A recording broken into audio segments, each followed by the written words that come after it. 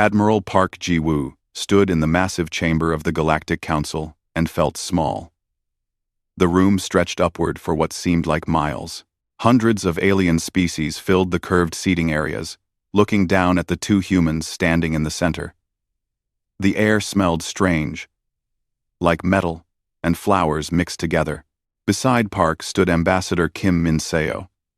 She wore her formal diplomatic robes and kept her face calm. But Park knew her well enough to see the tension in her shoulders. Something was wrong about this meeting. The council had called it an emergency session. They said it was important. Park and Kim had traveled 3 weeks through space to get here. They thought maybe the council wanted to discuss trade routes or technology sharing. Humanity had only joined the Galactic Council 3 months ago. Everyone was still learning how to work together. Park had been wrong before, but never this wrong. The hierarch Velthos rose from his seat high above them. He was Zarathi, a species that looked like giant praying mantises covered in blue and gold armor. His species had been part of the council for over 10,000 years. He moved his head to look down at the humans with eyes that had no warmth in them. "The council recognizes the human delegation," Velthos said. His voice echoed through the chamber. "You stand before us to answer for your violations." Kim stepped forward. "Violations? Hierarch, we were not informed of any issues."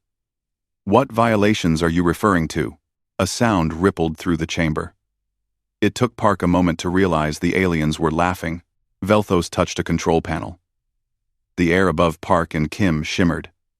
A holographic display appeared, showing images of Earth and the 7 human colony worlds. Red dots surrounded each planet. "These are observation satellites," Velthos said. "We placed them around your worlds 2 months ago. For your protection, of course. We needed to monitor your activities." Park's jaw tightened. No one had asked permission for this. No one had even told humanity about these satellites. He glanced at the hologram again and noticed something. The red dots were not in normal observation positions. They were in weapons range. "These satellites have shown us disturbing developments," Velthos continued. He pulled up more images. They showed human shipyards, factories, and research facilities. "You are building weapons. Large weapons. Weapons that violate the Council's Peaceful Development Act." Kim shook her head. "Those are mining ships and defensive platforms.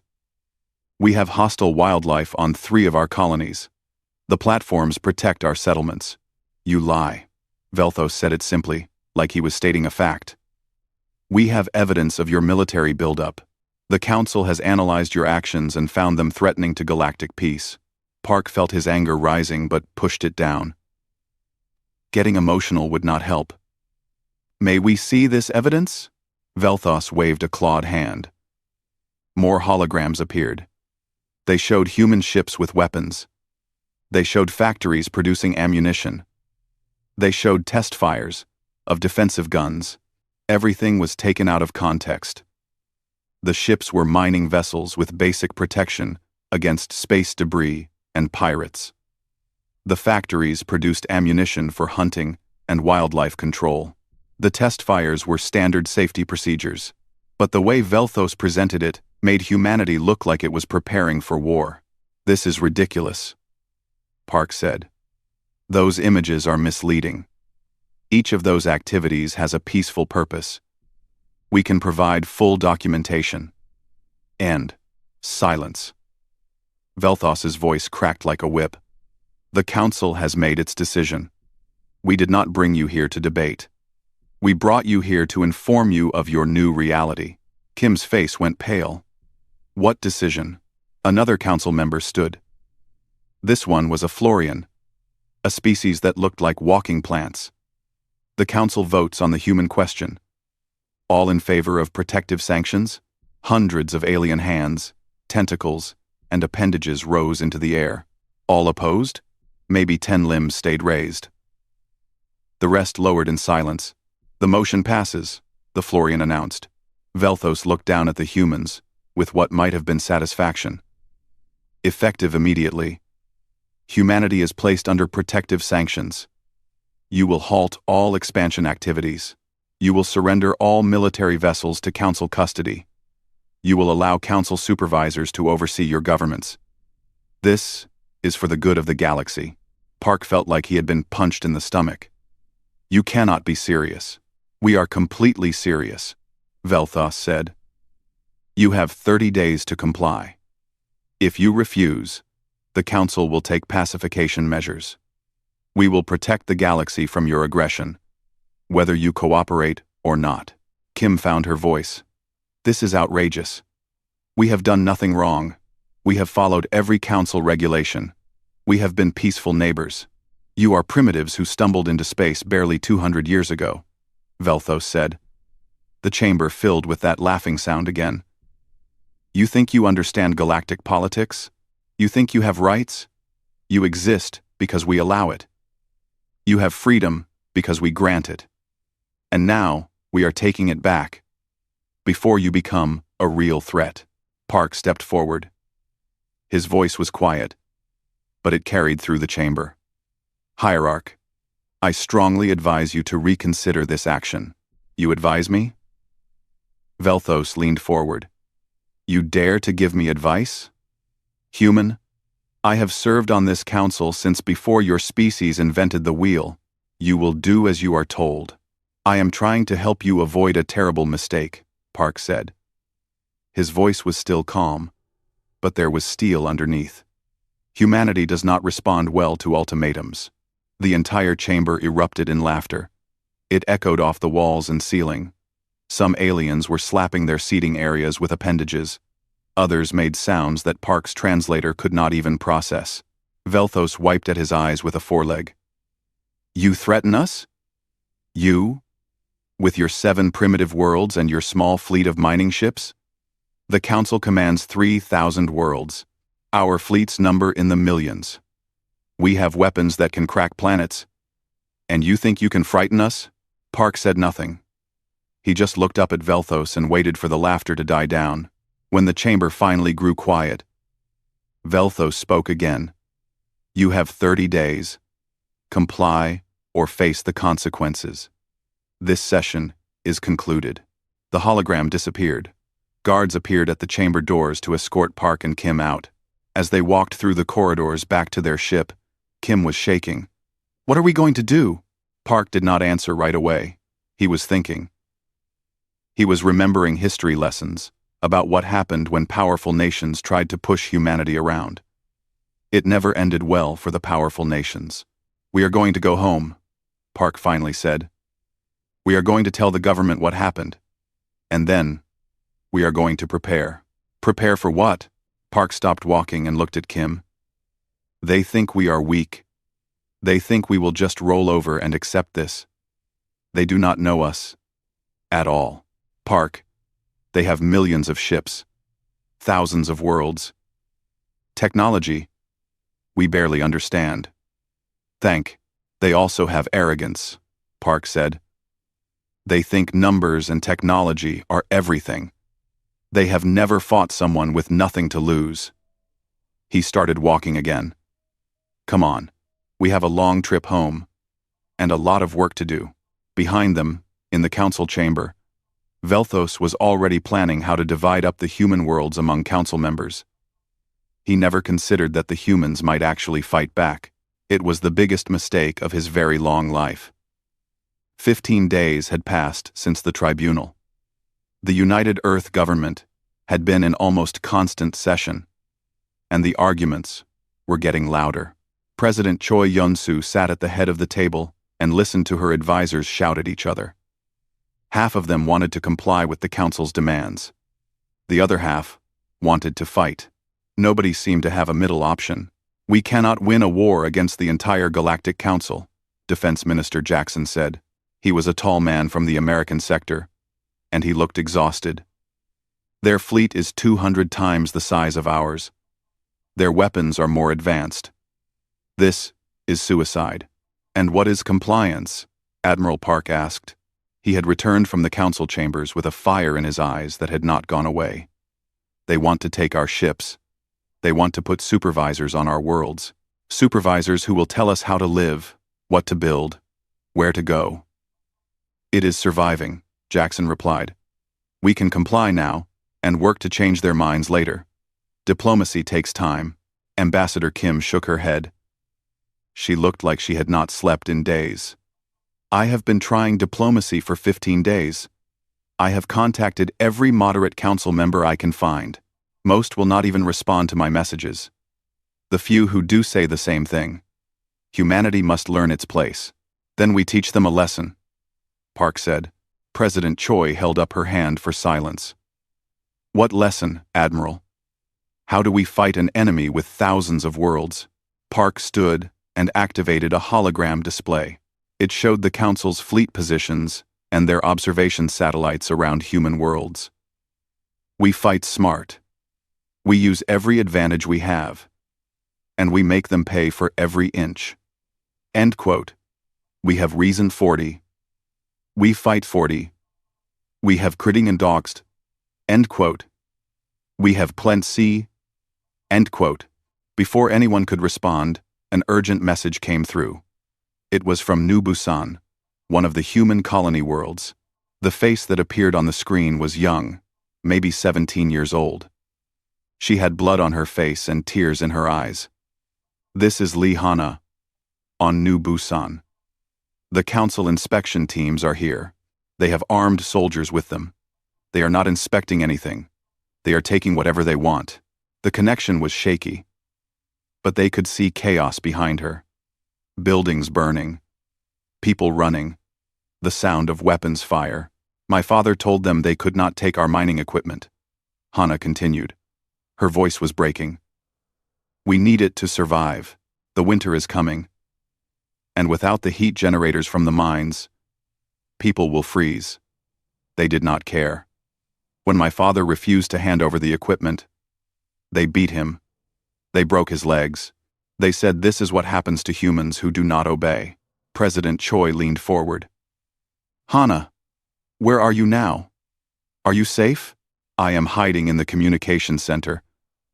But I can see what is happening outside. They are breaking into homes. They are taking food, medicine, everything. They say it is all illegal because we did not get council permission to have it. Hana wiped at her eyes. Please, we need help. The connection cut out. The room was silent. President Choi looked at each person around the table. She saw the answer in their faces before anyone spoke. Get me reports from all the colonies, she said quietly. I want to know if this is happening everywhere. It was. Over the next 6 hours, reports came in from all 7 human colony worlds. Council inspection teams had arrived with armed escorts. They were not acting like inspectors. They were acting like an occupying army. On New Seoul, council soldiers had taken over the main hospital and removed all human staff. They said humans were not qualified to practice medicine without council oversight. On Novo Hanguk, they had shut down the schools and arrested the teachers. Education had to follow council standards now. On Terra Nova, they had seized the agricultural centers. All food production would now be managed by council appointees. The pattern was clear. The council was not coming to supervise. They were coming to conquer. Admiral Park stood before the president with a data pad in his hand. I have been digging into the council's inspection fleets. I found something interesting. They are not just bringing supervisors, they are bringing governors. Complete administrative staffs, ready to replace our governments. Ambassador Kim looked sick. They planned this. The tribunal was not about justice. It was theater. They were always going to do this. Why? President Choi asked. Why do they want our worlds? We are nothing to them. 7 planets, compared to their thousands. Park pulled up a star map. Look at where our colonies are located. Each one is near a major council trade route or resource field. New Busan sits right next to the richest mineral belt in this sector. New Seoul is 3 jumps from the council's main manufacturing hub. They do not want to destroy us. They want our territory. So they invent a threat, Kim said. They make us look dangerous. Then they swoop in to save the galaxy from the scary humans. and they take our worlds as payment for their protection. President Choi stood and walked to the window. Outside, she could see Earth turning below the orbital station. Billions of people down there. Millions more on the colonies. All counting on her to protect them. She had hoped to avoid this. She had spent her entire career working for peace. But sometimes, peace was not possible. Sometimes, the only way to protect what you loved was to fight for it. She turned back to face the room. How long until the council's deadline? 15 days, Park said. Can we mobilize in that time? Park smiled. It was not a happy smile. Madam President, we have been mobilizing since the day I got back from the council chambers. Every civilian ship we have has been modified. Every mining platform has been converted. Every colonist who can hold a weapon has been training. President Choi raised an eyebrow. You did all that? Without authorization? I did it while we were debating, Park said. Because I knew what choice we would make. Humans do not kneel. Not to anyone. Defense Minister Jackson stood up. If we do this, there is no going back. The council will come at us with everything they have. Then we make sure they regret it, Park said. President Choi looked at Ambassador Kim. Is there any chance for peace? Kim closed her eyes for a moment. When she opened them, there were tears there. I made one last appeal today. I contacted Councillor Thrain. He is a Vesper, one of the few species that has always been kind to us. I thought maybe he could help. What did he say? He said he was sorry. He said he tried to speak against the sanctions, but no one would listen. The Council has made its decision. Humanity must learn its place. Kim's voice hardened. Then he told me that if we comply, maybe in a few hundred years, we can apply for limited autonomy. Maybe. President Choi nodded slowly. She had her answer. Admiral Park, you have full authorization to proceed with your plans. Prepare our forces. When the Council comes to take our freedom, we will show them what it costs to threaten humanity. Park saluted. Yes, Madam President. As the meeting broke up and people rushed to their duties, Kim stopped beside Park. Park looked at the star map still glowing on the display. 7 small human worlds against 3,000 council planets. It should have been impossible.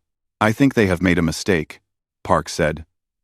They think we are weak because we want peace. They think we will surrender because we are outnumbered. They are about to learn something very important about humanity. What is that? We are at our most dangerous when we have nothing left to lose. The Council's deadline arrived at midnight, Earth Standard Time. In the Council chambers, Hierarch Velthos watched the countdown with satisfaction.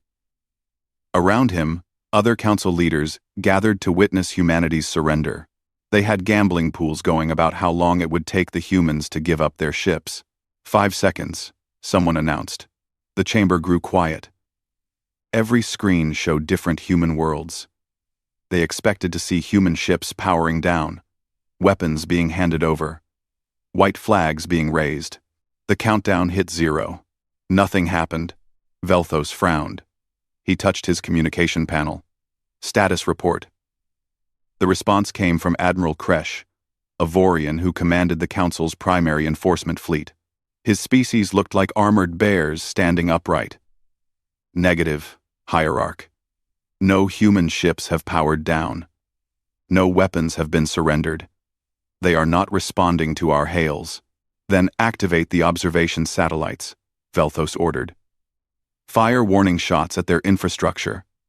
Nothing vital. Just enough to make them understand we are serious. On screens throughout the chamber, the red dots around human worlds began to glow. The satellites were powering up. In 30 seconds, they would fire on human cities and show humanity the price of defiance. 20 seconds. On New Busan, Lihana stood with her neighbors and watched the sky. Everyone knew the satellites were up there. Everyone knew what was about to happen, but nobody ran. They had decided if this was the end, they would face it standing. 10 seconds. In Earth orbit, Admiral Park sat in the command chair of the UES Indomitable. His entire fleet surrounded him, invisible to Council sensors. They had been using stealth technology borrowed from mining operations, technology the Council did not know humans had. "All ships. On my mark," Park said quietly. 5 seconds. The Council satellites aimed at human cities. Weapons charged. Targeting systems locked. 0. Park smiled. Mark. Throughout the galaxy, in 47 different star systems, the trap was sprung. Every civilian ship that had been moving through Council space suddenly dropped its disguise. Mining vessels revealed weapon batteries. Transport ships deployed fighters. Cargo haulers opened their holds and released clouds of combat drones. The Council had been so busy watching human worlds that they never thought to check their own territory. In the Council chambers, alarms started screaming. Every screen changed from showing human cities to showing Council military installations under attack. "What is happening?" Velthos demanded. "We are under attack," someone shouted. 47 systems reporting simultaneous strikes. Our supply depots, our fuel stations, our repair facilities, they are all being hit. On the screen showing New Busan, the observation satellites suddenly exploded. Not from weapons fire. They just exploded. Park had placed small charges on each one weeks ago, when he first discovered them. The Council had been so confident in their technology that they never checked for sabotage. All around the human worlds, the deadly satellites turned into expanding clouds of debris. "Impossible," Velthos whispered. "How did they get charges onto our satellites?" On another screen, Admiral Kresh's face appeared. He looked shocked. "Hierarch. The humans had people on our satellites for weeks. They have been inside our systems this entire time. They knew everything we were planning." "Deploy the fleet," Velthos ordered. "Crush this rebellion immediately." Kresh nodded and turned away. His fleet was massive. Over 10,000 ships. Against maybe 300 human vessels. It should have been a quick fight. It was quick. Just not in the way Kresh expected. The Battle of New Busan lasted 6 hours. Kresh's fleet came in with standard Council tactics. They formed a battle line, powered up their shields, and prepared for an honorable engagement. The humans did not fight honorably. Mining ships loaded with explosives rammed Council vessels. Small fighters darted in too close for big ships to shoot and cut into hulls with mining lasers. Drones swarmed like insects, attaching to shields and overloading them. And when Council ships tried to retreat, they found human ships behind them. The humans had used the asteroid field. They had hidden ships in the rocks, waiting for the perfect moment to strike. Lee Hana watched from the ground as Council ships burned in the sky above her world. She felt no joy in it. Just a grim satisfaction that her people were not going down without a fight. On the UES Indomitable, Park watched the battle displays with cold focus. Target, their command ship. All batteries. Fire. The Indomitable was not a warship. 3 months ago, it had been a colony transport, but its hull was thick to protect colonists from radiation. Its engines were powerful to carry heavy loads, and now it had weapons taken from every human military stockpile in the sector. The Council's command ship took hit after hit. Its shields failed. Its armor cracked. And when human marines breached the hull and poured inside, Kresh finally understood what was happening. He was not fighting a minor rebellion. He was fighting a species that refused to lose. The Marines fought deck by deck through the Council ship. They did not take prisoners. They did not stop to negotiate. They just moved forward like a wave, unstoppable and relentless. Kresh tried to reach Velthos, to warn him, but the communication was jammed. The last thing he saw before the Marines reached his bridge was Earth on his view screen, looking small and blue and completely terrifying. While the Battle of New Busan raged, human forces hit targets across Council space. At the Zarathi supply depot in the Margolis system, Captain Yoon Sera led a boarding team that captured the entire facility in under an hour. What they found in the computers made her blood run cold. "Admiral, you need to see this," she transmitted to Park. The files showed months of planning. The Council had been preparing to seize human worlds long before the tribunal. They had drawn up maps dividing human territory. They had written laws to make humans second-class citizens. They had planned everything. The tribunal had been a show, a way to make their invasion look legal. Park forwarded the files to every council member, every news network, every species in the galaxy. Let them see what their leaders had done. Let them see who the real aggressors were.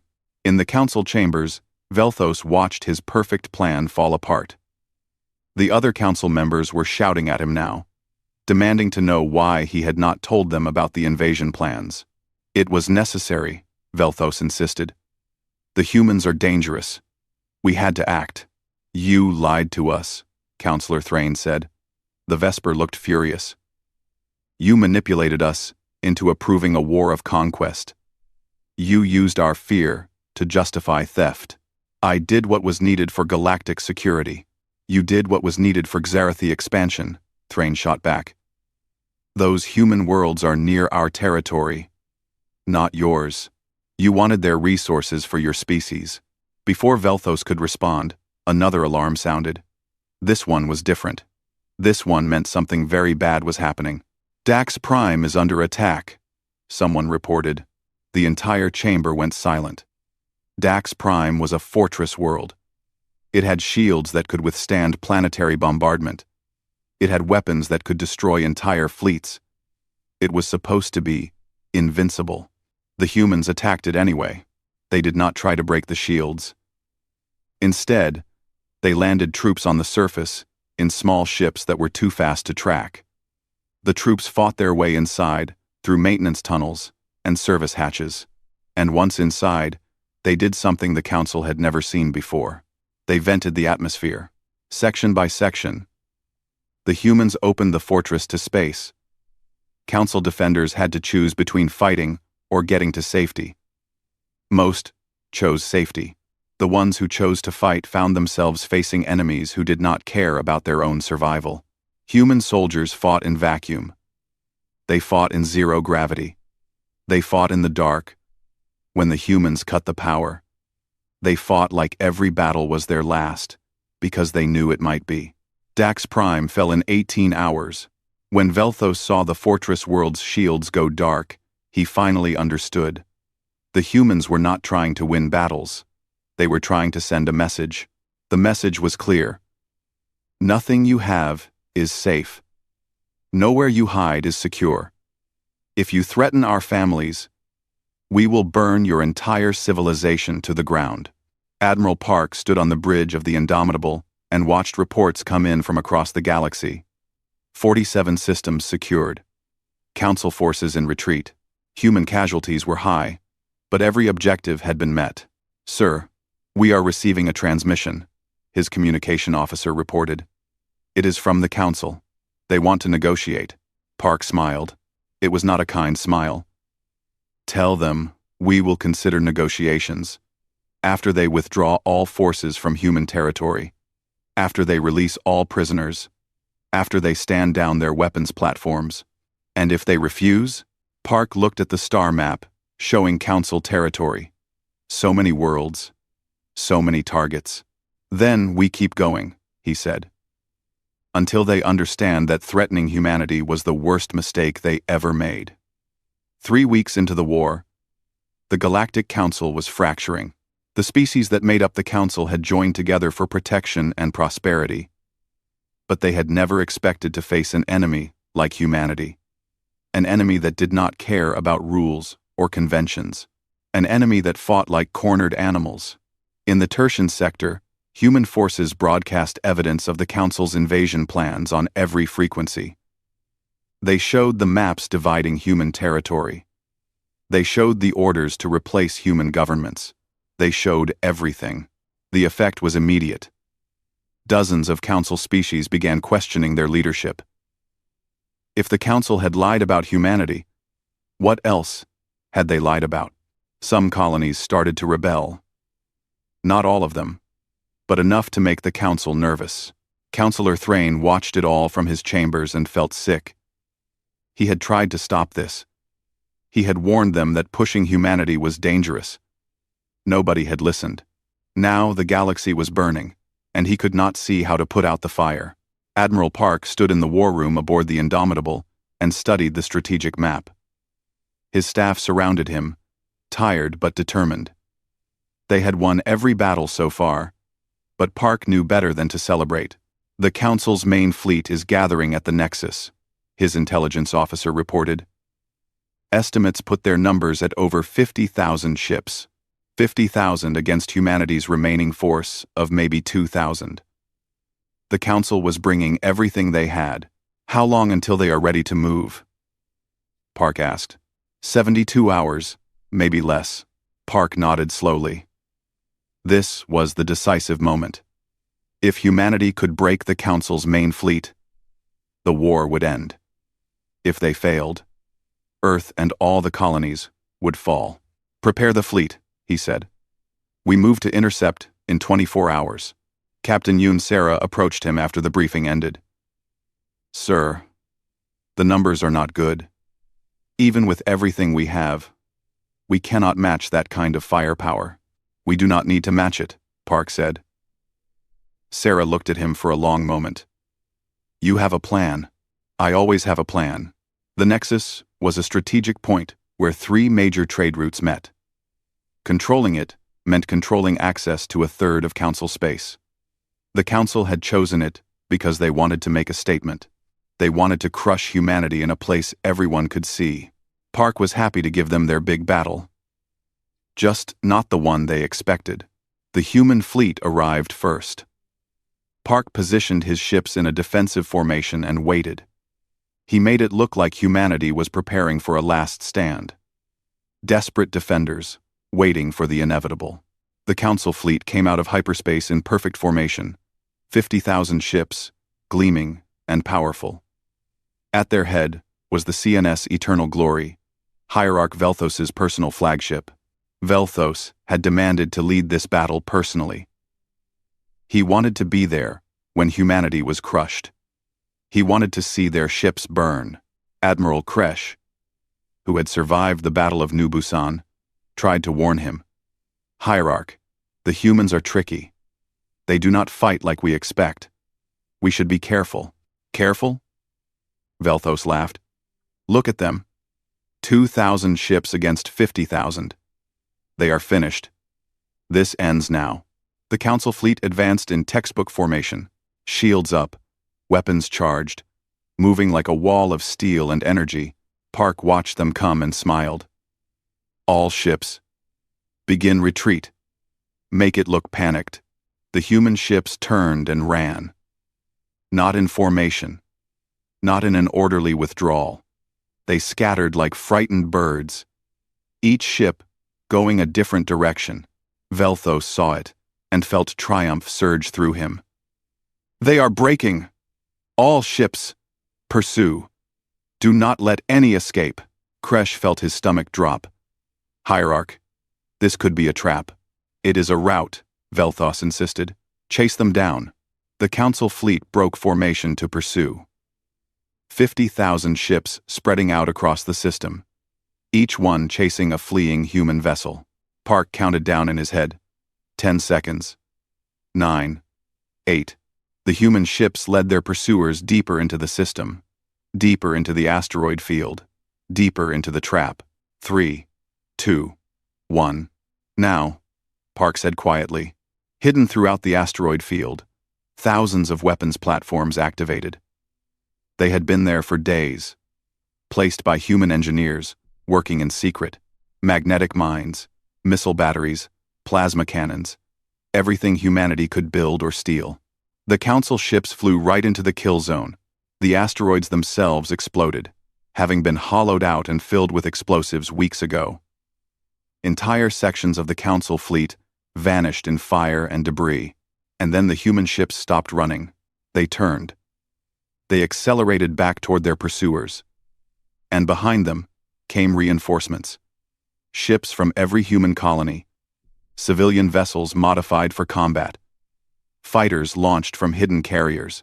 The Council fleet suddenly realized they were not the hunters. They were the prey. All ships, reform! Reform the battle line! Velthos screamed into his communicator, but it was too late. The Council ships were spread out across the system, isolated and vulnerable. The humans hit them in groups, overwhelming individual vessels, before moving to the next target. Captain Sarah led a boarding team onto a Council cruiser. They fought through the corridors with a ferocity that terrified the defenders. When the Council crew tried to surrender, Sarah had to stop her Marines from killing them anyway. "We are not like them," she told her troops. "We fight hard, but we do not murder prisoners." The Marines listened. They secured the prisoners and moved on to the next ship. Lihana was there too. The girl from New Busan had joined the resistance fighters after her colony was attacked. Now, she piloted a fighter through the chaos of battle. Her movements precise and cold. She shot down 3 Council fighters and damaged a frigate before her craft took a hit. As she ejected, she saw a Council escape pod nearby. Inside were young Zarathi. Maybe her age. Maybe younger. She could have left them. Let them drift until their air ran out. It would have been justice for what they did to her father. Instead, she activated her emergency beacon and marked their location for rescue. Then she transmitted to them directly.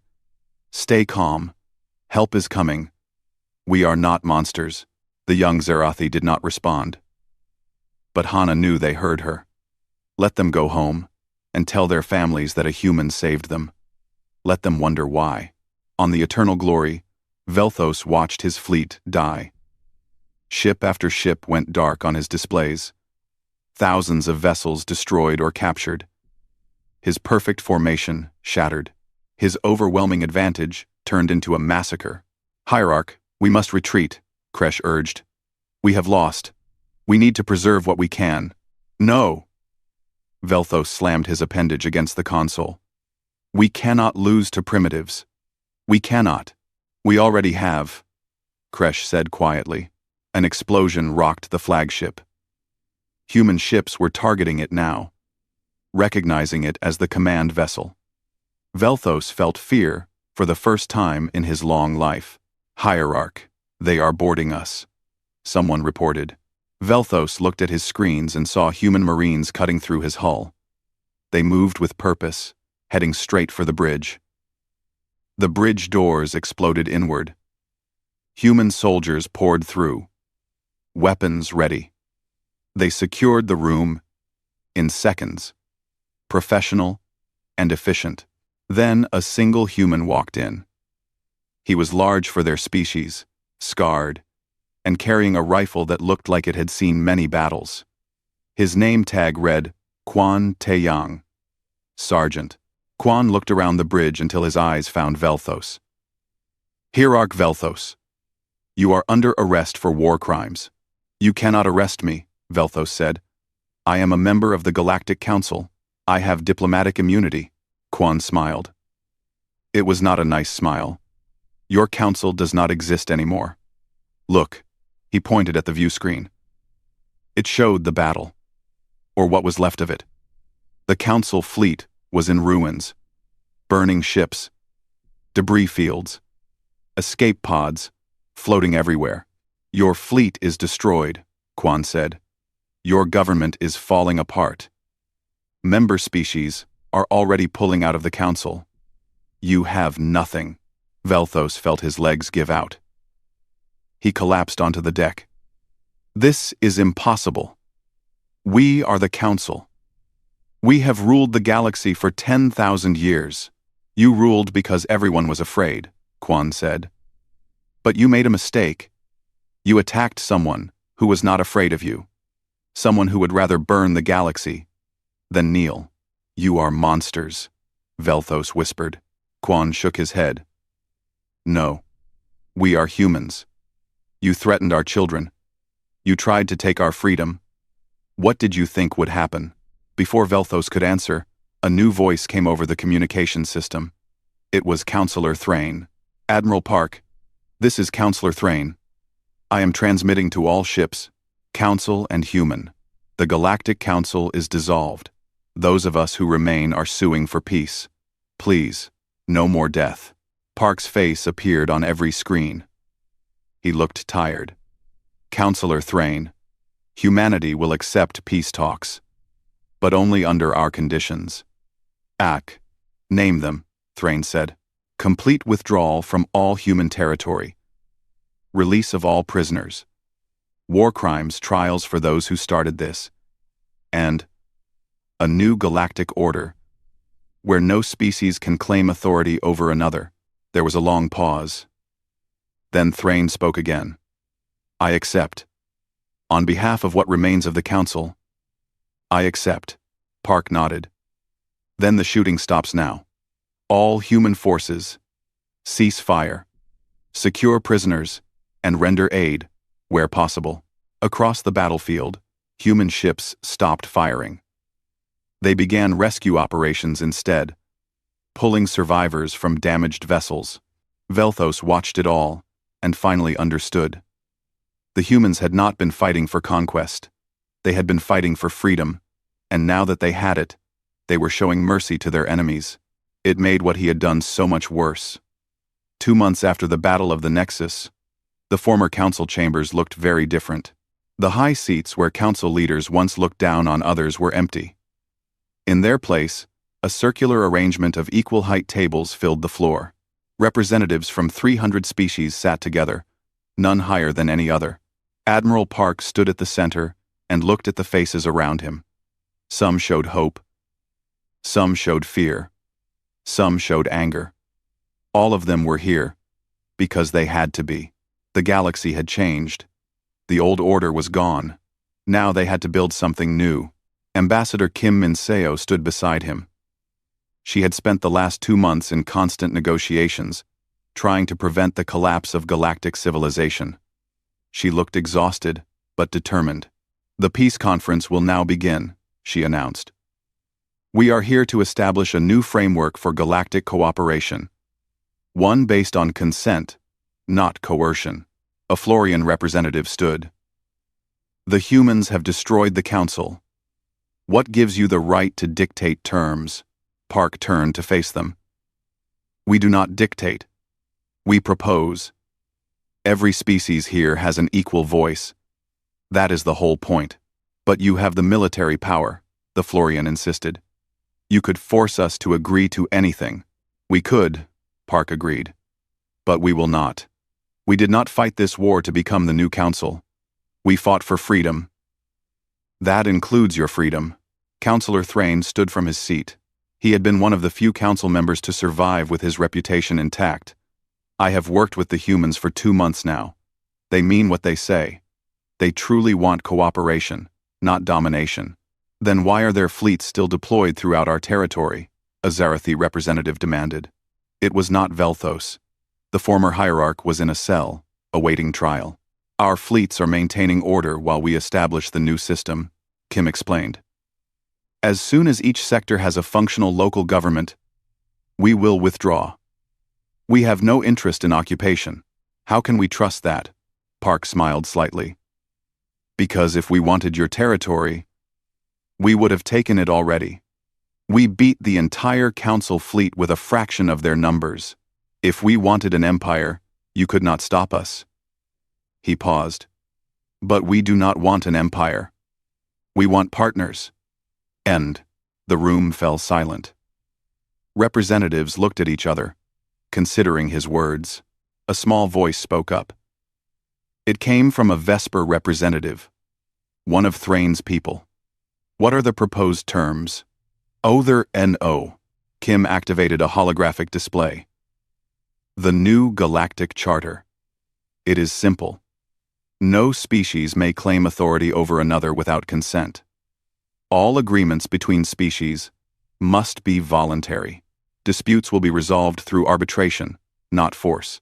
And any species that violates these principles will face collective response. Who enforces these rules? Someone asked. We all do, Park said. Each species contributes to a mutual defense force. No single species controls it. If someone breaks the rules, the collective decides how to respond. And if someone breaks the rules against a weak species, one that cannot defend itself, then the rest of us defend them, Kim said firmly. That is the point of collective security. No one stands alone. A Margolin representative stood. Their species had been one of the first to defect from the Council during the war. When Council loyalists attacked our colonies, human ships came to our defense. They asked for nothing in return. The Margolin looked around the room. I trust them more than I ever trusted the Council. More species began to speak, sharing their experiences. Some had been helped by human forces. Others had seen human mercy toward prisoners and wounded. Slowly, the mood in the room began to shift, but not everyone was convinced. This is all very noble, a Vorian admiral said, but words are easy. How do we know humanity will not change its mind in a few years? Decide that ruling the galaxy is easier than cooperating? Before Park could answer, the doors to the chamber opened. A group of humans entered, escorted by guards. They were not diplomats or military officers. They were colonists from the 7 human worlds. Lihana walked at their front. She was 18 now, no longer the frightened girl who had broadcast from New Busan. The war had aged her, but it had not broken her. She approached the center of the chamber and bowed slightly to the assembled representatives. May I speak? Kim looked surprised but nodded. Of course. Hana turned to address the room. My name is Lihana. I am from New Busan. When the Council came to my world, they beat my father and burned our homes. They said it was for galactic security. They said we were dangerous. The room listened in silence. I hated them for that. Hana continued. I wanted revenge. When the war started, I joined the fighters. I shot down Council ships. I celebrated when they died. She paused, but then I saw something. During the Battle of the Nexus, I saw Council escape pods. Young people like me, scared and alone. I could have left them to die. Instead, I called for rescue. Why? Someone asked. Because revenge is not justice, Hana said. Because killing them would not bring back what I lost. Because, if we become like the Council, if we rule through fear and violence, then we did not win. We just became the new monsters. She looked around the room. The humans here, my leaders, they could take whatever they want. But they are choosing something harder. They are choosing to build instead of conquer. And I am here to tell you that this is not just political talk. This is who we are. She reached into her bag and pulled out a data pad. This contains testimony from 300 Council prisoners. We asked them how they were treated while in human custody. You can read it yourselves. We gave them medical care. We fed them. We treated them with dignity. Even the ones who had hurt us. Kim took the data pad and projected its contents. Testimony after testimony appeared. Council soldiers describing human medics saving their lives. Council officers talking about fair treatment. Even a few admissions that they had expected torture and received kindness instead. We are not perfect, Hana said. We fought hard. We killed when we had to. But we never forgot that our enemies were people too. That is the difference between us and the old Council. And that is why you can trust us now. She bowed again and returned to her seat. The chamber erupted in discussion. Representatives argued and debated, but Park could see the shift. Hana's words had reached them in a way his could not. After an hour of debate, Thrain stood. I propose we put the new galactic charter to a vote. All in favor? All in favor. 300 appendages of various types rose into the air. All opposed? Maybe 30 stayed raised. The rest lowered in acceptance. The motion passes, Thrain announced. The new galactic charter is adopted. Park felt something release in his chest. They had done it. The war was truly over. But the work was just beginning. Over the next 6 months, the new system took shape. Species that had been suppressed under the Council formed their own governments. Trade routes reopened. Humans began withdrawing their forces as promised, returning to their 7 worlds. The war crimes trials were difficult but necessary. Velthos and 43 other council leaders faced justice for fabricating evidence and starting an illegal war. The trials were fair, with lawyers from multiple species representing all sides. Velthos was found guilty. As he was led away to imprisonment, he stopped before Park. "Why did you not just kill me? Why give me a trial?" Park looked at the former hierarch with no anger, no hatred, just sadness. "Because we are better than you thought we were. I hope someday you understand that." 1 year after the war ended, a memorial was unveiled on New Busan. It stood in the center of the city that had been burned during the council's occupation. The monument was made of black stone and listed the names of everyone who had died in the war. Human and alien names side by side. Lee Hana stood before it with her father. He still walked with a limp from his injuries, but he was alive. They had rebuilt their home. They had rebuilt their lives. "Do you think it was worth it?" her father asked quietly. Hana considered the question. So many had died. So much had been destroyed. But the galaxy was free now. Species that had lived under council control for thousands of years were governing themselves. Children were growing up in a world where no one could claim authority over them just because they were stronger. "Yes," she said, "it was worth it." Ambassador Kim stood nearby with Counselor Thrain. They had become friends during the peace negotiations. Now, they worked together to help species adapt to the new system. "I am sorry," Thrain said. "For what the council did. For not speaking up louder. For not stopping it." Kim shook her head. "You tried. That matters. And now, you are helping build something better." "Do you think it will last?" Thrain asked. "This new order? I think it has a chance," Kim said, "as long as we remember what it cost to create it." Admiral Park stood apart from the crowd, watching the ceremony. His uniform was different now. He was no longer just a military commander. He had been elected as one of humanity's representatives to the new Galactic Assembly. Captain Sira approached him. She had been promoted to admiral herself, and now commanded the human contribution to the Mutual Defense Force. "The new recruits are training well," she reported. "Humans and aliens working together. It is going better than expected." "Good," Park said. "We need to make sure this peace lasts." "Do you think it will?" Park looked at the memorial, at the names carved in stone. "I think we gave it the best chance we could. We showed the galaxy that humanity will fight for freedom. Ours and theirs. That is a powerful message. And if someone tests it? If another species decides to try what the council did?" Park's expression hardened slightly. "Then we remind them what happened to the last ones who tried. But I hope it does not come to that. I have had enough war for one lifetime." As the sun set on New Busan, the crowd began to disperse. Hana placed flowers at the base of the memorial and whispered a prayer for the fallen. Then she turned and walked toward the new school that had been built. She was training to be a diplomat now, learning to build bridges instead of walls. Kim watched her go and smiled. "That is our future. Young people who remember the cost of war and choose peace, but who can fight if they must," Park added. "That is the balance we need to maintain." Thrain nodded slowly. The galaxy learned a hard lesson. Humanity extends its hand in friendship. But if you strike that hand, you face the consequences. "Not just humanity," Park corrected. "All of us now. That is what the Charter means. We all protect each other. We all hold each other accountable."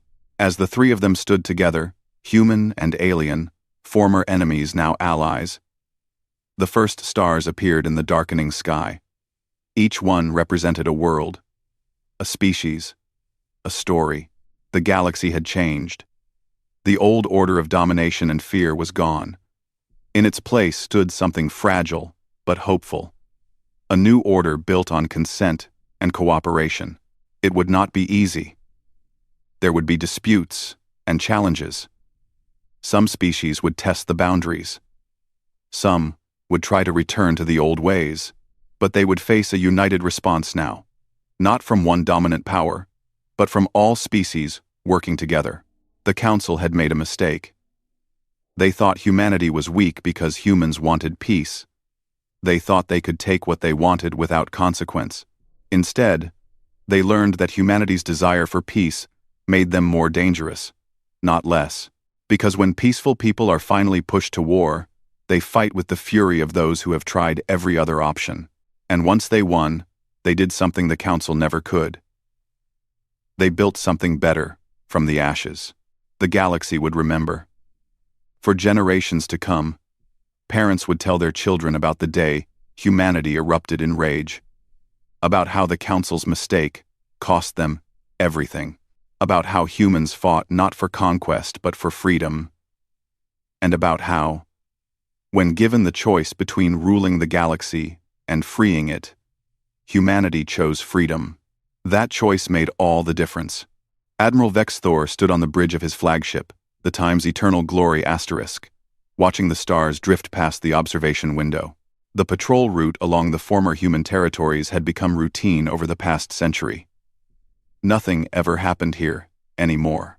The humans were gone, and the Empire had claimed their abandoned worlds without resistance. Vexthor was old enough to remember when humans still existed in known space.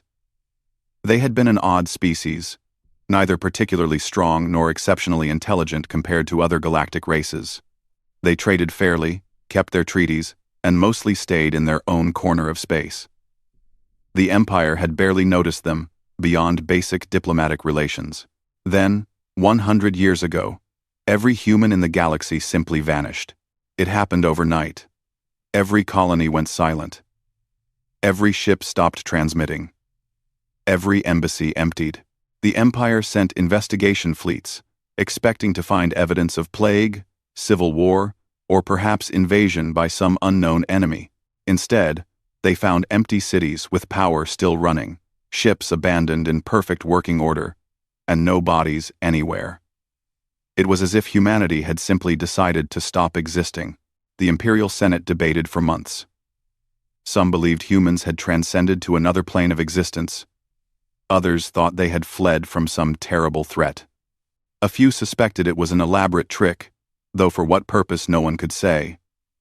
Eventually, the Empire declared humanity extinct and began absorbing their former territories. Empty worlds were resettled by other species. Human space stations were repurposed. Their trade routes became imperial shipping lanes. Most citizens of the Empire had forgotten humans entirely. They were just another species that had risen and fallen in the long history of the galaxy. Vex's Thor himself rarely thought about them anymore. "Admiral, we're approaching Sector 7, his second officer reported. "Should we maintain standard patrol speed?" "Yes." "Continue as planned," Vexthor replied, settling into his command chair. Sector 7 had once been the location of New Seattle, a human colony of nearly 10 million people. Now it was home to a small Threxian mining operation and nothing more. His communications officer suddenly straightened at her station. "Admiral, I'm picking up strange readings from the outer system. It could be a sensor malfunction." "What kind of readings?" Vexthor asked, not particularly concerned.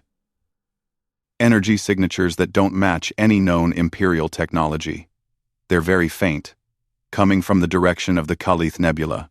The Calith Nebula had been on the far edge of human space, a massive cloud of gas and dust that made sensor readings unreliable and navigation dangerous. No one had bothered exploring it thoroughly. There was nothing of value inside, and the risks outweighed any potential benefits. "Run a full diagnostic on the sensor array," Vexthor ordered. "It's probably just electromagnetic interference from the nebula." "Running diagnostics now, Admiral." Vexthor returned his attention to the status reports on his display. The patrol was scheduled to last another 3 weeks before returning to the nearest Imperial base. He was already looking forward to shore leave. Perhaps he would visit his family on his home world, or maybe just find a quiet resort somewhere and forget about empty space and dead civilizations. "Admiral!" The communications officer's voice was urgent now. Diagnostics are complete. The sensors are functioning perfectly. The readings are real, and they're getting stronger. Vex Thor stood up from his chair and walked over to her station. Show me. The display lit up with data streams and visual representations of energy patterns. Whatever was creating those readings was massive and moving toward them at a speed that should not be possible for anything that large. Alert the fleet, Vex Thor commanded. Battle stations. I want all ships ready for potential contact. The bridge erupted into controlled activity. Officers moved to combat positions. Weapon systems powered up. Shield generators hummed to life. Within minutes, the entire patrol fleet of 12 warships was in defensive formation. Whatever it is, it's coming out of the nebula, the sensor officer reported. Estimated time to visual contact: 2 minutes. Vex Thor felt his heart's beating faster.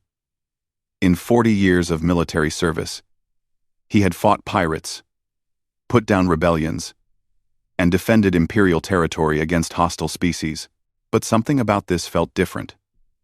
The readings on the sensors suggested technology beyond anything the Empire possessed. Open a broad-spectrum hailing channel, he ordered. All known languages and protocols. Channel open, Admiral. Unknown vessel. This is Admiral Vex Thor of the Imperial Navy. You are entering Imperial space. Identify yourself immediately or you will be considered hostile. Silence filled the bridge. The seconds ticked by with agonizing slowness. 1 minute to visual contact, the sensor officer announced. The crew watched their displays in tense silence. Every weapon system was armed and ready.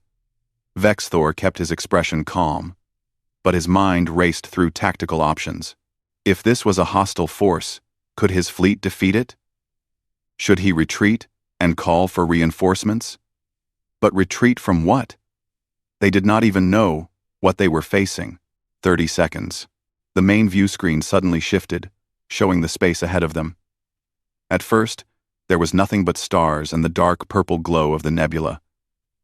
Then, something emerged from the gas clouds. It was a ship, but unlike anything Vex Thor had ever seen. It was enormous.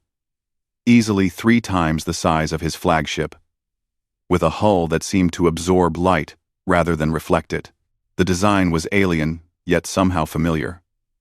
Sharp angles and smooth curves combined in a way that suggested both beauty and deadly purpose.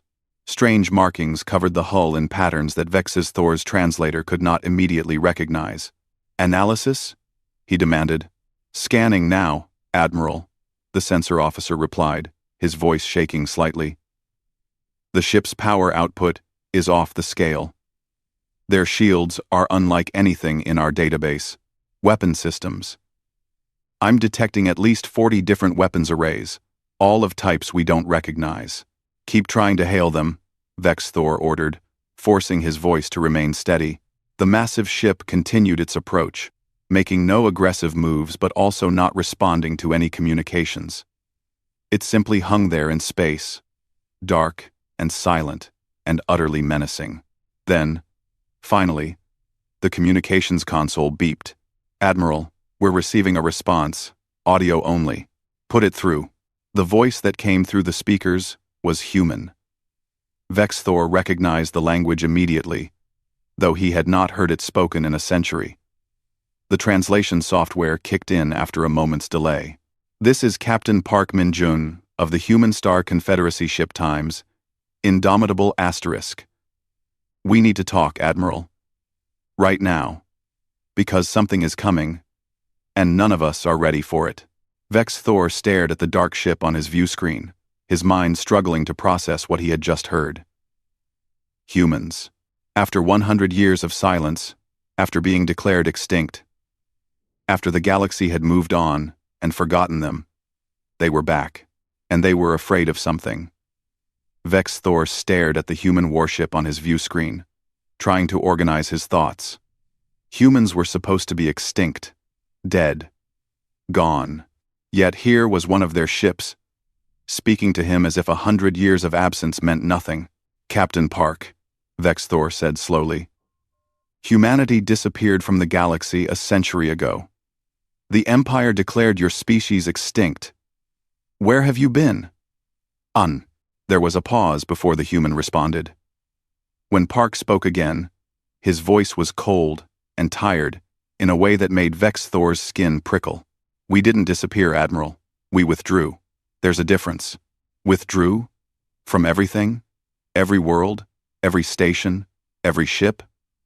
That makes no sense. It made perfect sense when we detected what was coming. Vex Thor felt his patience wearing thin. Explain yourself, Captain. You're in Imperial space now. These territories were absorbed legally after humanity abandoned them. If you're here to reclaim them, I'm afraid that's not possible without proper diplomatic channels. Another pause. Then Park's voice came back, harder than before. Admiral, I don't give a damn about old colonies or territorial claims. I'm here because in approximately 4 months, something is going to hit this region of space that will make every border dispute in galactic history look like children arguing over toys. And I need you to understand that right now, before it's too late. What are you talking about? Vex Thor demanded. What's coming? What's coming? What's coming? I'm transmitting data to your ship now. Look at it. Really look at it. Then we'll talk. The sensor officer suddenly spoke up. Admiral, we're receiving a massive data package from the human ship. It's astronomical survey data, long-range sensor readings, and something else. Combat footage, I think. Put it on the main screen, Vex Thor ordered. The view screen split into multiple windows. The first showed deep space sensor readings of something moving through the void between galaxies. It was vast beyond comprehension. A swarm of objects numbering in the millions, all moving in perfect coordination toward the galaxy. The second window showed close-up images of individual objects in the swarm. They were machines of some kind, each one the size of a small moon, covered in grinding mechanical parts and strange organic-looking growths. As Vex Thor watched, one of the machines approached a planet and began to break it apart, consuming everything on the surface and leaving nothing but a dead core behind. The third window showed combat footage. Ships that looked like earlier versions of the times. Indomitable times. Fighting desperately against the machines. Weapons fire that could destroy a city barely scratched the enemy's hull. The machines adapted to every attack, changing their shields and armor in real time. The human ships fought with incredible skill and ferocity, but they were losing. Badly. What am I looking at? Vex Thor whispered. We call them the Devourers, Park replied. They came from outside our galaxy. We first detected them 107 years ago when they consumed the Andromeda satellite galaxy. Our long-range sensors picked up the event, and we realized they were heading this way. That's impossible. Nothing could cross intergalactic space. They did. Vexes Thor's science officer was frantically working at her console. Admiral, I'm analyzing the data. The readings appear genuine. I'm cross-referencing with our own deep space observation posts. There are anomalies in the data from several posts over the past decade that match these patterns, but they were dismissed as sensor errors or natural phenomena. They weren't errors, Park said. The Devourers have a screening effect ahead of their main force. It makes them hard to detect until they're close. We only spotted them because we were specifically looking for extragalactic threats. The rest of the galaxy had no idea what to look for. Vex Thor felt cold. If what you're saying is true, why didn't you warn the Empire? Why didn't you warn anyone? We tried. 107 years ago, we sent diplomatic missions to every major power in the galaxy. We showed them the data. We explained what was coming. Do you know what they did? Vex Thor said nothing. They laughed at us. Park continued, bitterness clear in his voice. They said humans were being paranoid, that we were seeing threats where none existed. Some accused us of faking the data to gain military funding or territory. The Empire's official response was that humanity should stop wasting everyone's time with fantasy stories. Vex Thor felt a sinking feeling in his chest. He could imagine the scene. Humans, a minor species with no real power or influence, trying to convince the mighty empire of a threat from beyond the galaxy. Yes, the Senate would have dismissed them. He probably would have dismissed them too. So we made a decision, Park said. If the galaxy wouldn't prepare, we would. We withdrew every human from known space. Every ship, every colony, every trace of our existence. We went dark, and we poured every resource, every credit, every piece of technology we had into building a fleet that could fight the Devourers. For 100 years? For 100 years. We built ships. We trained soldiers. We designed weapons specifically to counter their adaptation abilities. We turned our entire civilization into a war machine, because it was the only way we would survive. The bridge was silent. Every officer was staring at the view screen, at the images of the approaching swarm and the desperate battles. And now you're back, Vex Thor said quietly. Why now? Why not stay hidden? Because we can't win alone, Park replied. We spent a century preparing, and we have a fleet that might be able to hurt them. But there are too many. We need numbers. We need the Empire's ships, the Empire's soldiers, the Empire's resources. We need every species in the galaxy to fight together, or we all die. The Empire has the strongest military in the galaxy, Vex Thor said, hearing the defensiveness in his own voice. We've never lost a war.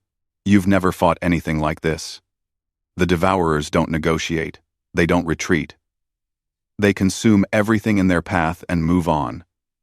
Every world they take makes them stronger. Every ship they destroy, they harvest for materials.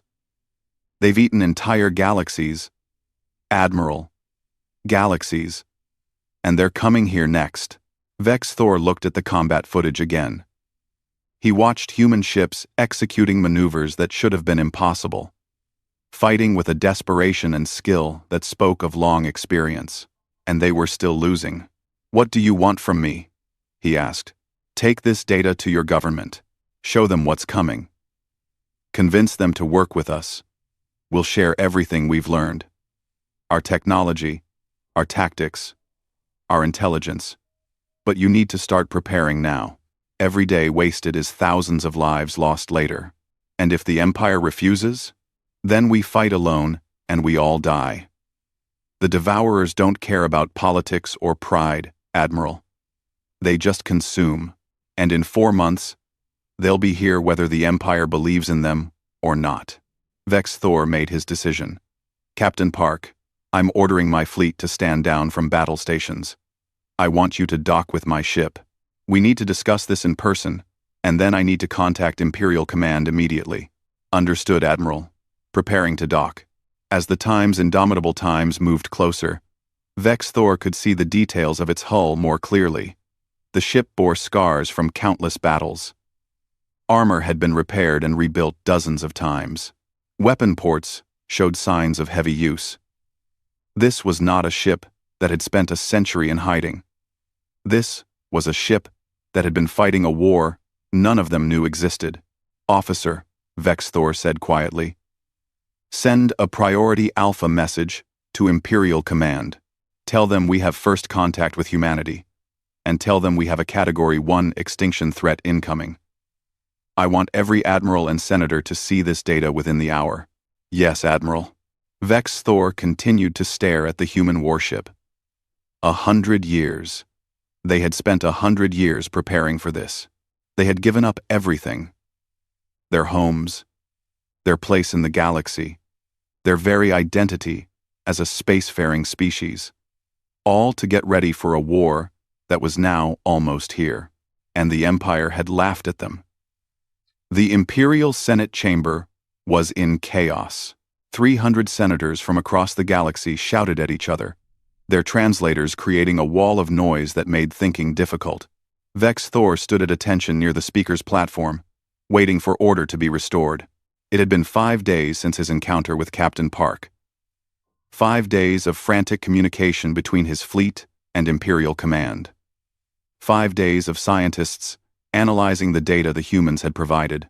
And now, finally, the Senate was in emergency session to decide what to do. Order! The Senate Speaker slammed her gavel down repeatedly. I will have order in this chamber. I will have order. I will have order. I will have order. In this chamber. The noise gradually died down. Senators returned to their seats, still muttering angrily to each other. We will now hear from Admiral Vex Thor, the Speaker announced. Admiral, please present your report. Vex Thor stepped forward. Senators, 5 days ago my patrol fleet made contact with a human warship. As you know, humanity was declared extinct 100 years ago. They were not extinct. They withdrew from known space to prepare for an approaching threat. That threat, which they call the Devourers, will reach Imperial space in approximately 3 months and 21 days. A senator from the Karathi delegation stood up. Admiral, with respect, we've all seen the data. Our scientists confirm the readings are genuine. However, many of us question humanity's motives. They abandoned the galaxy for a century. Why should we trust them now? Because they're right, Vex Thor said simply.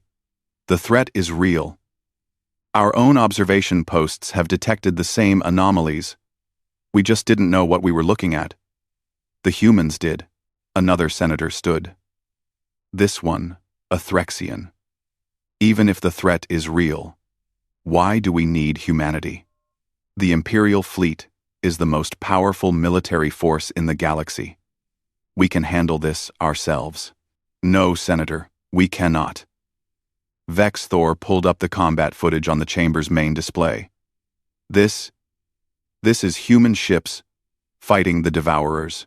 These ships are more advanced than anything in our fleet, built specifically to counter the enemy's adaptive technology. Watch closely. Watch closely.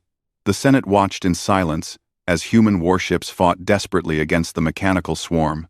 They saw weapons that could level cities, bounce off enemy shields. They saw the machines adapt to every attack, changing their defenses in real time. They saw human ships destroyed, despite fighting with incredible skill. The humans have been fighting these things for years in skirmishes along the approach vector, Vex Thor continued. They've learned how to hurt them, how to slow them down, how to survive against impossible odds, and they're still barely holding on. If they can't win alone, we certainly cannot. The Speaker leaned forward. Admiral, you've spoken with these humans personally. What is your assessment of their intentions?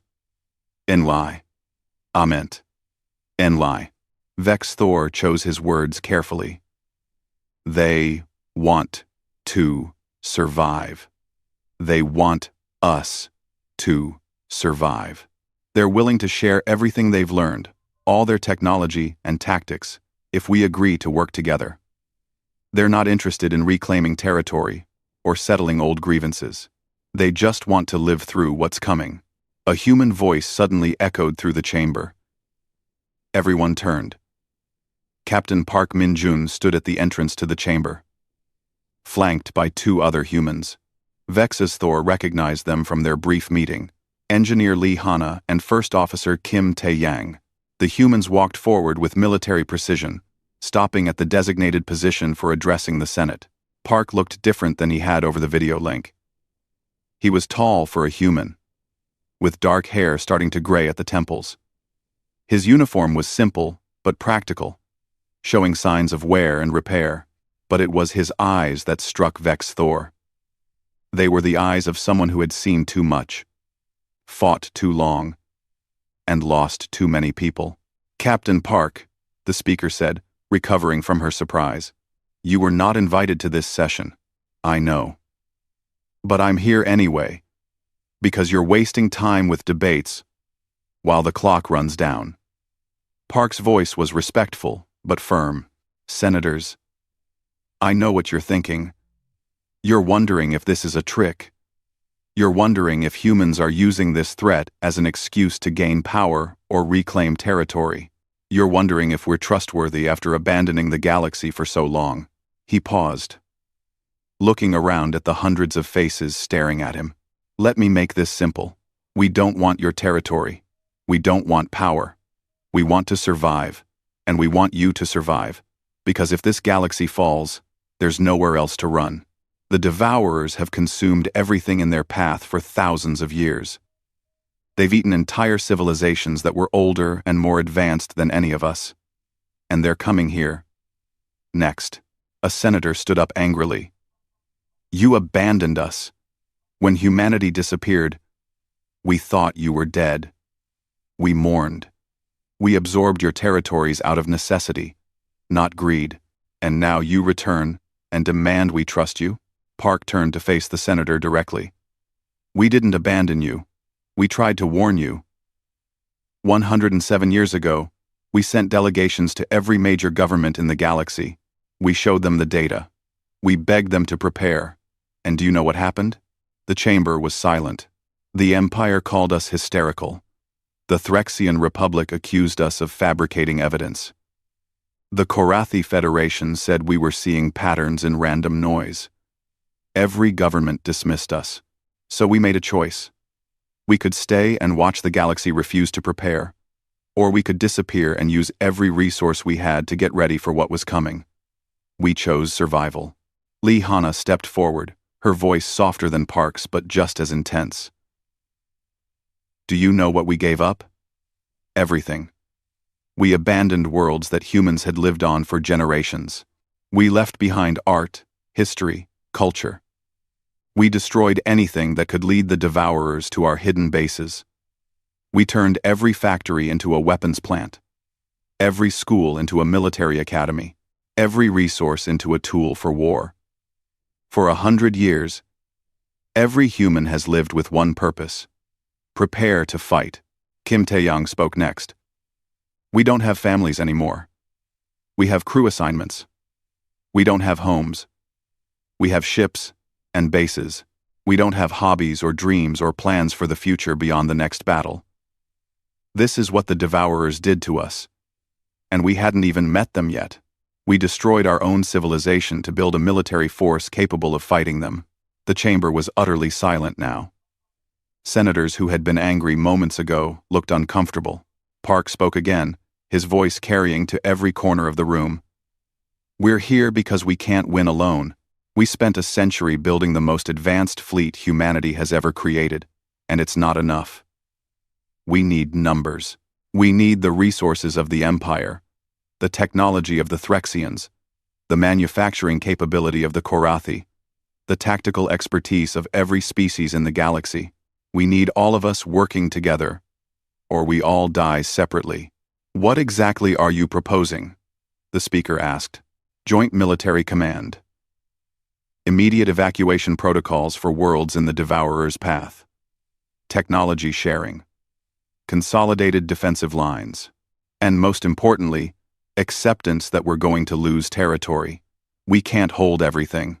The Devourers adapt to static defenses. We need to be mobile, flexible, willing to give up ground to save lives. The Threxian senator from earlier stood up again. The Empire has never retreated from anything. Park's response was cold. Then you'll die having never learned how. The chamber erupted in angry shouts. The speaker banged her gavel repeatedly. But the noise continued. Vexthor watched Park's face and saw no reaction to the chaos. The human just stood there, waiting, as if he had expected this exact response. Finally, order was restored. The speaker looked tired. Captain Park, the Senate will debate your proposal. But I must ask, if we refuse, what will you do? We'll fight anyway. We'll die anyway. But we'll take as many of those things with us as we can. And maybe we'll buy the rest of the galaxy a few extra days before the end. Park met her eyes directly. But I'm asking you not to make us do that. I'm asking you to choose survival over pride. Choose life over tradition. Choose to fight together instead of dying alone. The speaker was quiet for a long moment. The Senate will vote in 3 days. Until then, you and your people are guests of the Empire. You'll have access to our military command to begin preliminary coordination, should the vote pass. Thank you, Speaker. Park bowed slightly, then turned and walked out of the chamber with his officers. Vex Thor watched them go. 3 days. The fate of the galaxy would be decided in 3 days. He just hoped it would be enough time. As the Senate erupted into debate once more, Vex Thor left the chamber and followed the humans. He found them in a corridor outside, standing quietly. "Captain Park," Vex Thor said. "That was a risky move." Addressing the Senate without permission, Park looked at him with those tired eyes. "Admiral, in 3 months the Devourers will be here. I don't have time for diplomatic niceties. Either the Empire works with us, or they don't. But I needed them to understand what's at stake. Do you think the vote will pass? I don't know. I hope so. Because if it doesn't, a lot of good people are going to die for no reason except stubbornness." Vex Thor nodded slowly. "For what it's worth, I believe you, and I'll be recommending that the military command begins preparations immediately. Vote or no vote." Park extended his hand, a human gesture. Vex Thor took it. "Thank you, Admiral. That might just save us all." The Senate vote had passed by a narrow margin, barely enough to authorize joint military operations with humanity, not enough to suggest the Empire truly believed what was coming. Many senators still thought this was an elaborate scheme or an overreaction to a minor threat. Those doubts died the day the Devourers arrived. Vex Thor stood on the bridge of the Time's Eternal Glory asterisk, watching the sensor displays with growing horror. The edge of Imperial space lit up with contact alerts. Hundreds of them. Then thousands. Then too many to count. "All ships, battle stations," he commanded, his voice steady despite the fear in his chest. "Execute defensive formation Theta. Get those civilian transports behind our lines now." The planet below them was Telora Prime, an Imperial colony world of 8 million souls. It had factories, farms, cities full of families who had no idea they were about to become a battleground. The evacuation had begun 2 days ago, when long-range sensors first detected the approaching swarm, but there were still millions of people on the surface. "Human ships are taking position on our left flank," his tactical officer reported. Vex Thor pulled up the tactical display. The Times, Indomitable Times, was there, along with 20 other human warships. It was a fraction of humanity's total fleet. But Park had insisted on spreading their forces across multiple defensive lines. The Empire had 400 ships at Telora Prime. Against what was coming, it felt like nothing. "Open a channel to Captain Park," Vex Thor ordered. Park's face appeared on the screen. He looked calm, but Vex Thor could see the tension in his shoulders. This was the moment humanity had prepared for during their entire century of absence. This was what they had sacrificed everything to be ready for. "Admiral," Park said. "Enemy contact in 40 seconds. Remember the plan. We hit them hard and fast, then pull back to the secondary line. Don't try to hold position. The transports need time, and we buy that with movement. Not stubbornness. Understood?" Vex Thor wanted to argue. Wanted to say that Imperial doctrine was to hold ground and protect civilians by standing firm. But he had seen the combat footage. He had studied the tactics. He knew Park was right. "Enemy in range in 10 seconds, the tactical officer announced. 9, 8, 7. Vex Thor gripped his command chair. This was it. Everything they had prepared for, everything the humans had warned them about, was about to become real. 3, 2, 1. Contact. 3, 3, 3, 3. The Devourers poured into the system like a flood of metal and rage.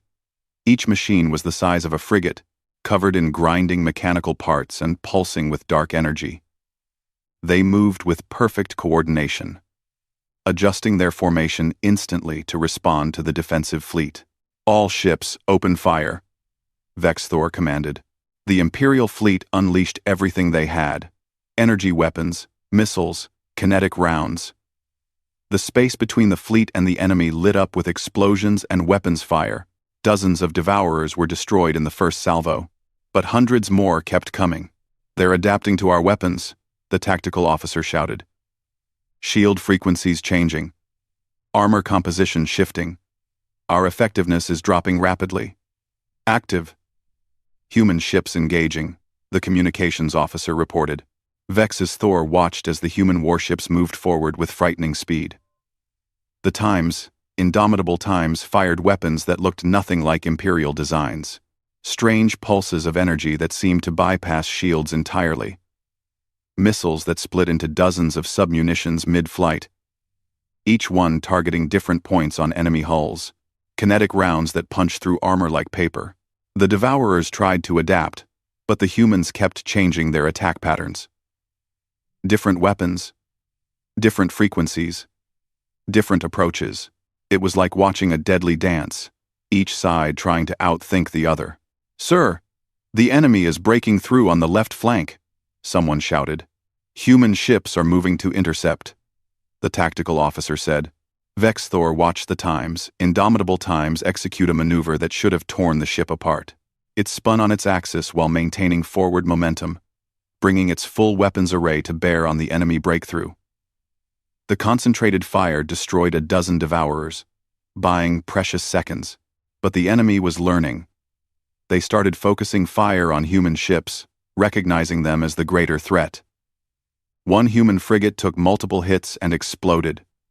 Another lost shields and began venting atmosphere.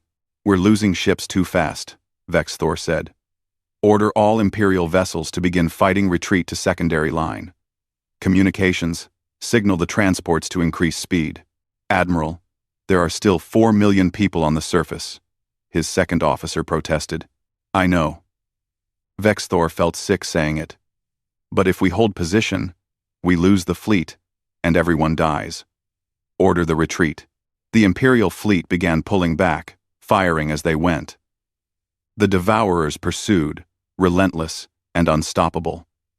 More ships exploded. More lives ended in brief flashes of light. On the surface of Telora Prime, ground forces were fighting desperately to hold the spaceports. The Devourers had landed dropships, smaller machines that consumed everything they touched. Imperial soldiers fought bravely, but they were being overrun. "Sir, I'm getting reports from the surface," the communications officer said, her voice shaking. "Spaceport 7 is requesting immediate assistance. They say human soldiers are holding the line there, but they're taking heavy casualties. Show me." Vex Thor ordered. The screen shifted to show ground combat footage from Spaceport 7. Human soldiers in powered armor were fighting with a ferocity that shocked him. They used every weapon they had, every piece of cover, every tactical advantage.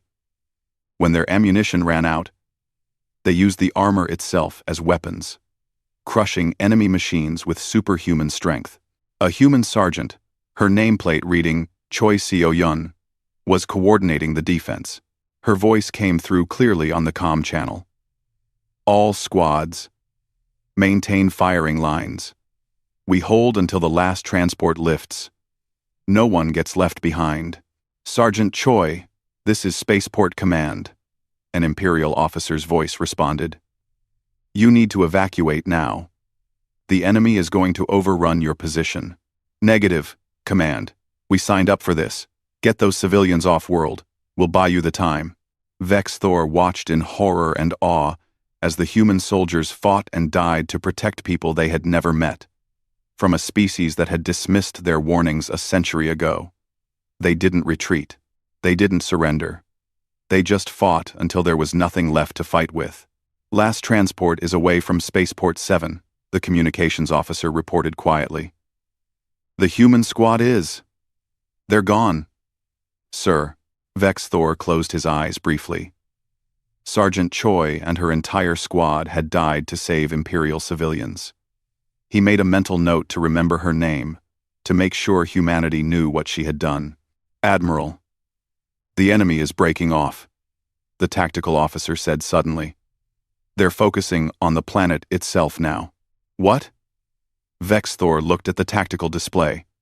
The Devourers were indeed pulling back from the fleet and descending toward Telora Prime in massive numbers. "Why would they do that?" Park's voice came through the comm. "Because they're not trying to destroy us, Admiral. They're trying to consume. The planet has more resources than our ships do. They'll strip it bare and use everything to build more of themselves. We can't let them take the planet. We already lost it. The question is whether we saved enough people. Park's voice was hard and bitter. This is what fighting the Devourers means. You win by losing slower than they can advance. Welcome to the war, Admiral. The fleet regrouped at the secondary defensive line. Vex Thor watched as the remaining transports formed up behind them, packed with refugees from Telora Prime. 4 million people had been evacuated. 4 million had been left behind. The math was brutal and simple. He opened a channel to Park's ship. Captain, that maneuver you pulled during the breakthrough, that saved my left flank. Thank you. Park appeared on screen. He looked exhausted, and there was a cut on his forehead that no one had bothered to treat yet. Don't thank me, Admiral. We're all in this together now. The question is whether the Empire is ready to fight this kind of war. What do you mean? I mean, we just lost a planet with 8 million people on it. We saved half. That's a victory by Devourer war standards. Can your government accept victories that look like defeats? Can your soldiers accept that retreat is sometimes the only way to survive? Vex Thor looked at his own bridge crew. They looked shaken, traumatized by what they had witnessed. The Empire had not lost a major battle in 2 centuries. They had certainly never abandoned a world with millions of people still on it. They'll have to learn, he said quietly. We all will. Park nodded slowly. Then we have a chance. Not a good chance, but a chance. The main fleet is still weeks away. We have time to train, to coordinate, to learn from this battle. But Admiral, it's going to get worse before it gets better. I understand.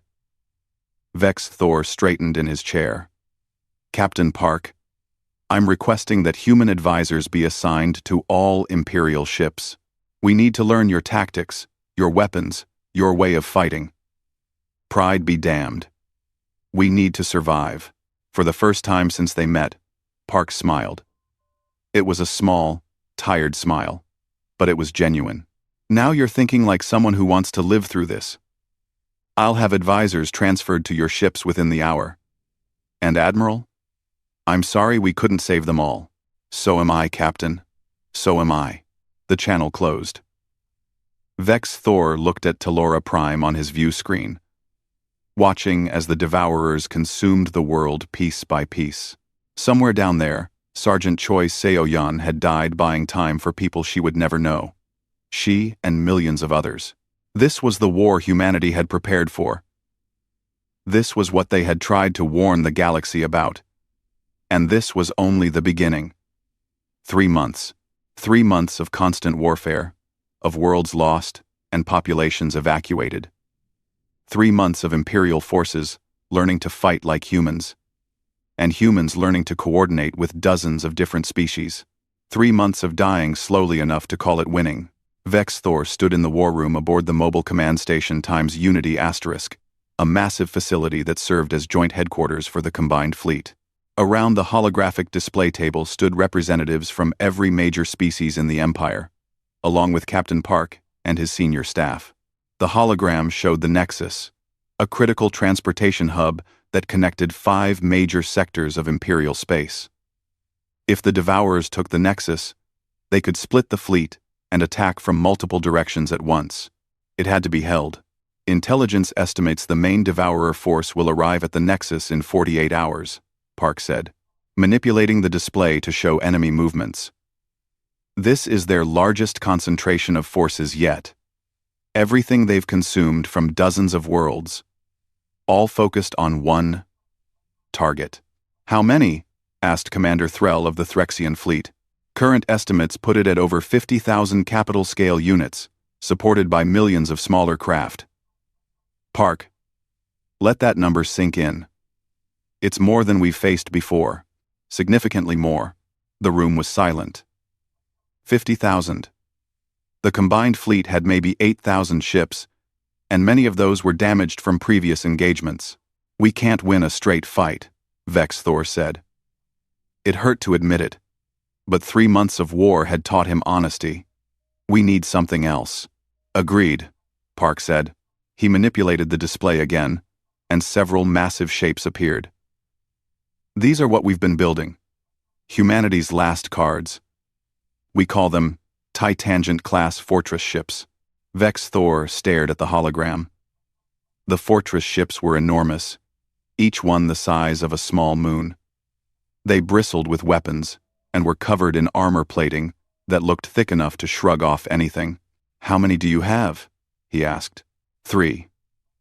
It's all we could complete in time. Each one represents 60 years of construction, and every advanced technology humanity developed during our isolation. They're FTL-capable, heavily shielded, and armed with weapons designed specifically to counter Devourer adaptation protocols. 3 ships against 50,000, Commander Threll said. Even Titan ships, those are poor odds. They're not meant to win the battle alone, Park replied. They're meant to anchor our defense, while the rest of the fleet executes a multi-vector assault. The Devourers adapt to predictable attacks. We need to hit them from dozens of directions simultaneously, with different species using different tactics. Their adaptation can't keep up with that much variety. Lee Hanna stepped forward, pulling up technical schematics. We've been studying Devourer behavior for 3 months now. On top of years of skirmish data, their collective intelligence has a processing limit. If we overwhelm that limit, they default to basic defensive protocols. That's when they're vulnerable. So we need to confuse them, Vex Thor said, understanding. Threxian swarm tactics, Korathi, precision strikes, Imperial formation fighting, human adaptive warfare. All at once. Exactly, Park said, but it requires perfect coordination. If one element of the attack fails, the entire plan falls apart. And there's another problem. He pulled up a section of the Nexus structure. To execute this plan, someone needs to be inside the Nexus itself, coordinating the attack in real time. The Devourers will know this and focus everything on that position. It'll be the most dangerous place in the entire battle. I'll do it, Vex Thor said immediately. Park looked at him. Admiral, you're the commander of the Imperial fleet. We need you in overall command, and I'm telling you I'll be in the Nexus. My people need to see that I'm willing to take the same risks I ask of them. Besides, I've learned enough about human tactics over these months. I think I can coordinate this properly, Kim Tae-yang spoke up. Then I'm going with you. You'll need someone who's been fighting these things for years. No offense, Admiral, but 3 months doesn't make you an expert. Vex Thor nodded. Several hands went up around the table. A Threxian tactical officer, a Korathi fighter squadron leader, representatives from a dozen other species. They all volunteered to go into the most dangerous position in the battle. Park looked around at them, and something in his expression softened slightly. 3 months ago, most of you didn't believe the Devourers existed. Now you're volunteering for suicide missions to stop them. Humanity spent a century alone preparing for this. I'm glad we're not alone anymore. Now. You never had to be, Vex Thor said quietly. We should have listened 100 years ago. We didn't. But we're listening now. The planning session continued for hours. Every detail was analyzed, every contingency prepared for. Finally, they had a plan that might work. It was desperate and dangerous, but it was all they had. 2 days later, the Devourers arrived at the Nexus. Vex Thor stood in the central command center of the Nexus station, surrounded by officers from a dozen species. Screens showed the approaching swarm, a dark cloud that blotted out the stars. It was the most terrifying thing he had ever seen. All ships, assume attack positions, he commanded. Remember the plan. We hit them with everything, all at once, for every world they've taken, for every person we've lost, for everyone we're trying to save. The combined fleet moved into position. The 3 Titangent-class fortress ships took point. their massive forms dwarfing everything around them. Behind them, Imperial battleships formed up in traditional defensive formations. Threxian attack swarms spread out in loose clusters. Korathi precision craft positioned themselves for surgical strikes. Human ships, dark and deadly, waited at the edges ready to exploit any opening. The Devourers began their attack. The first wave crashed against the Titan ships, and the massive fortresses proved their worth. Weapons that could shatter planets barely scratched their armor. Shields that could deflect fleet attacks held against the onslaught. The Titans fired back with weapons that tore through Devourer hulls. Each shot calculated to exploit a different weakness, but the Devourers kept coming. Execute Pattern Alpha, Vex Thor commanded. All species, begin coordinated assault. The fleet exploded into action. Imperial ships charged forward in formation, their combined firepower overwhelming local Devourer defenses.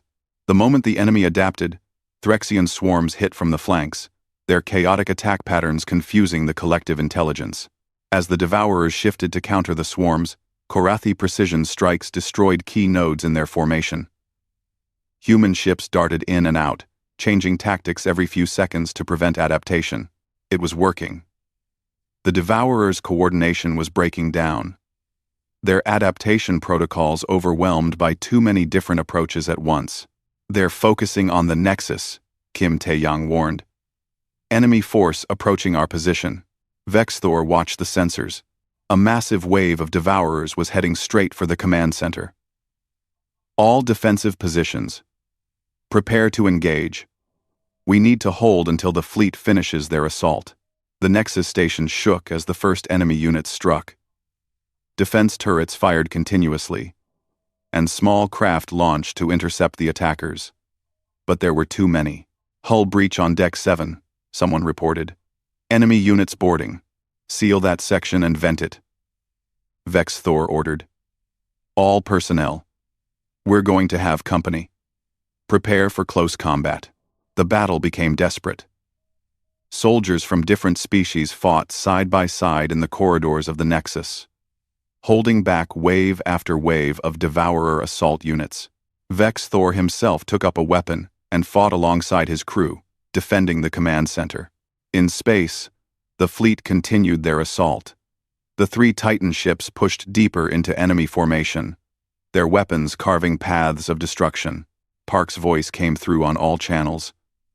Admiral, we're breaking their formation, but you need to hold that position for 5 more minutes. Can you do it? Vex Thor looked around the command center. Half his staff was wounded. Systems were failing. The enemy was at the doors. We'll hold, he said. The next 5 minutes felt like 5 hours. They fought for every meter, every second.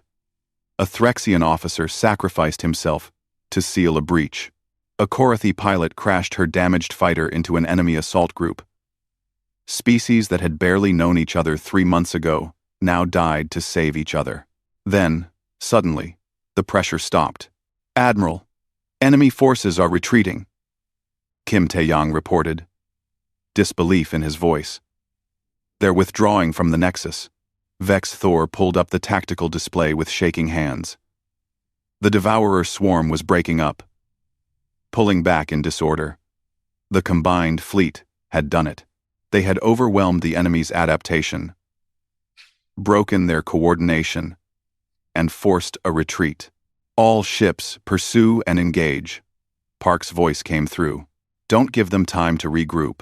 The fleet chased the retreating Devourers, destroying thousands more before they could escape to deep space. When it was finally over, the sensors showed clear space around the Nexus. They had won. Vex Thor collapsed into his chair, exhausted beyond measure. Kim Tae-yang sat down next to him, looking equally drained. We did it, the human said quietly. We actually did it. How many did we lose? Vex Thor asked. Too many. But not everyone.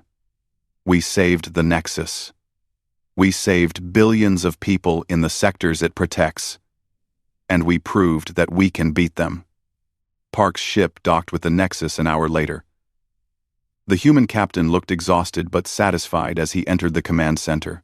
He surveyed the damage, the wounded being treated, the mixed species crews working together to repair systems. "You held," Park said to Vex Thor. "You held when it mattered most." "We all did," Vex Thor replied. He gestured around at the crew. "Humans, Threxians, Korathi, every species here. We held together." Park nodded slowly. He walked to the observation window and looked out at the fleet. Ships from dozens of species floated together, damaged but victorious. Human and Imperial vessels side by side, helping each other with repairs. 100 years ago, "We left because the galaxy wouldn't listen," Park said quietly. "We gave up our homes, our culture, everything we were, to prepare for this war. I always wondered if it was the right choice. If we should have stayed and tried harder to convince everyone." "What do you think now?" Vex Thor asked. "I think we did what we had to do. And I think coming back, fighting alongside all of you, this is what we were preparing for. Not just to survive the Devourers, but to save the galaxy that dismissed us." Park turned to face Vex Thor. "We didn't return to reclaim what we lost. We returned because this is our galaxy too. And you don't abandon your home. Even if you had to leave it for a while." Vex Thor extended his hand. "The Empire was wrong to dismiss you. I was wrong to dismiss you. But we're listening now. And we're grateful you came back." Park took his hand. "The war isn't over. The main Devourer fleet is still out there. But now we know we can beat them. Together." "Together," Vex Thor agreed. Through the observation window, they watched as the combined fleet began its recovery operations. Human ships shared their advanced medical technology to treat Imperial wounded. Imperial logistics vessels distributed supplies to everyone who needed them. Threxian engineers worked alongside Korathi technicians to repair battle damage. 3 months ago, these species barely knew each other. Now they fought and died for each other. Now they were united in a way that the galaxy had never been united before. The Devourers had meant to divide and consume them. Instead, they had created something new. Something stronger than any single species could be alone. The war would continue. More battles would be fought. More sacrifices would be made. But standing there, watching humans and aliens work together to rebuild after victory, Vex Thor felt something he hadn't felt in months. Hope. The galaxy would survive. Not because any one species was strong enough to save it, but because all of them together refused to let it fall.